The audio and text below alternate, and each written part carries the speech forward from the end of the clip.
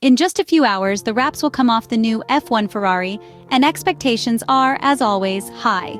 It will be the first red car designed entirely under the management of Frederic Vasseur, the team principal who arrived in Maranello in January of last year. And it must redeem a 2023 of highs and lows where the Prancing Horse secured only one victory, with Carlos Sainz in Singapore. But these are not the only reasons why the car to be presented on February 13th with a web launch holds crucial importance. The year 2024 will represent a key year for future prospects. Red Bull is still the favorite, given the significant advantage it had over all other teams at the end of the last season. However, the strides that Ferrari will make will be a fundamental foundation to project towards 2025 and then tackle the regulatory revolution awaiting F1 from 2026 with the introduction of new, more electrified hybrid power units and entirely different cars. Hence, it can be said that the World Championship starting on March 2nd in Bahrain is worth double, if not triple, for the Italian Scuderia in the pursuit of the top. Choosing the wrong car means falling behind, with little hope of recovery, even in subsequent seasons. Therefore, a significant challenge lies ahead for Fred Vasseur and his team, starting with the confirmed Enrico Cardilla chassis and Enrico Gualtieri engine, under whose leadership a car quite different from previous ones has been developed, already showing significant progress in simulations. Closing the gap with Red Bull is essential to return to more frequent battles for victory, as seen in 2022, and to create the conditions for a potential overtaking in the coming seasons. The Drivers' World Championship has eluded Ferrari since 2007, Kimi Räikkönen, and the 16 years of drought weigh heavily. But why is 2024 worth double? To understand this, one must look ahead.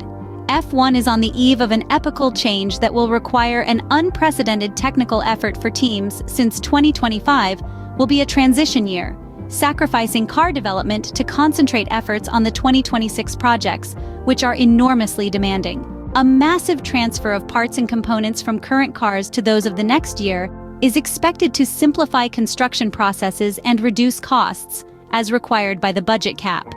Those with a good foundation to exploit could enjoy an immediate advantage, indirectly impacting 2026 as well.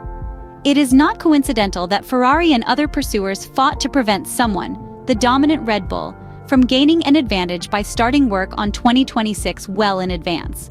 The FIA has stipulated that aerodynamics for future cars can only be studied starting from January 1, 2025. This ensures that everyone starts on equal footing, but forces teams to accelerate wind tunnel research like never before. The power unit is already on the test bench in Maranello as it is allowed. In 2021, Ferrari sacrificed results to prepare for the 2022 revolution, the year in which the concept of ground effect cars was reintroduced to F1. The choice made by team principal Mattia Binotto back then was not enough to open a winning cycle. Now, Fred Vasseur's task is even more challenging because Red Bull has since taken flight, and the Red team must show signs of a reaction. It cannot wait for another 2 years. A faster and more consistent car in race pace is needed, one that erases the issues of recent seasons related to excessive tire degradation and a dancing aerodynamic balance. Pole positions in qualifying are not enough. What is needed above all is a car that instills confidence in Charles Leclerc and Carlos Sainz, allowing them to fully express their talent. The close competition seen behind Max Verstappen's Red Bull, with Ferrari, Mercedes, McLaren, and Aston Martin within a few tenths of a second, seems destined to repeat. Another reason why the Red team cannot afford to fail. If the advantage of the world champions is reduced, we might witness an even more exciting battle. 2024 is a decisive year on other fronts as well.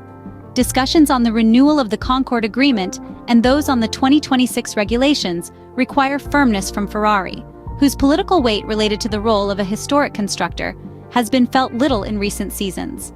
The confusion within the FIA, where only Nicolas Tombazis remains at the technical helm after Steve Nielsen's departure, necessitates vigilance over the decisions that will be made, becoming architects rather than victims.